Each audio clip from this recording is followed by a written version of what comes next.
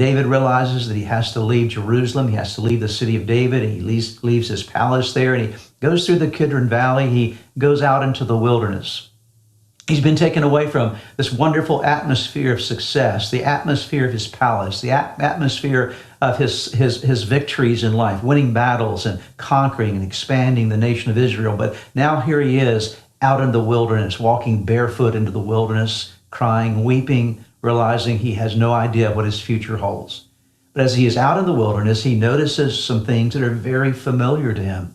He looks around and begins to see sheep, and he sees shepherds, and he sees flocks that are grazing in different pasture lands. He's aware of something that takes him back in his own life to his earlier years when he was a boy shepherd, when his father David had sent him out to take care of his sheep.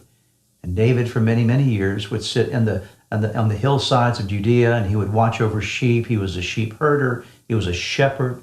And he understood now what it meant to be a shepherd. And he reflects back from his life onto his present circumstances, and he writes the words, "The Lord is my shepherd." He's reminded now that although he had been a shepherd king, he was now not a shepherd king potentially anymore, but he was God's sheep. He was one of the sheep of God's pasture. And he reflected upon who God was and what God would do in his life as his shepherd. Actually, it's a compound Hebrew name, Jehovah Rohi, the Lord is my shepherd.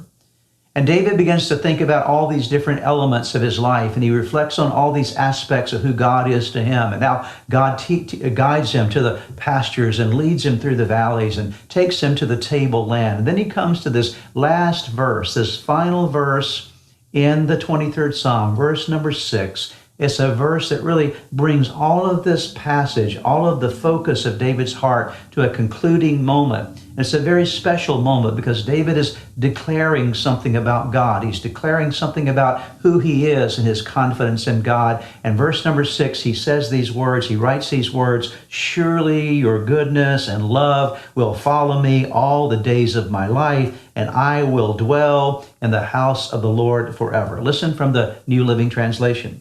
Again, Psalm 23, verse 6. "Surely," notice again that word, "surely your goodness and unfailing love will pursue me all the days of my life, and I will live in the house of the Lord forever." David concludes this psalm on a very high note, a note of certainty, a note of praise. And in this verse, we're discovering how David found peace in this very difficult set of circumstances, this challenging time in his life. He had the right focus. He had his focus in the right direction.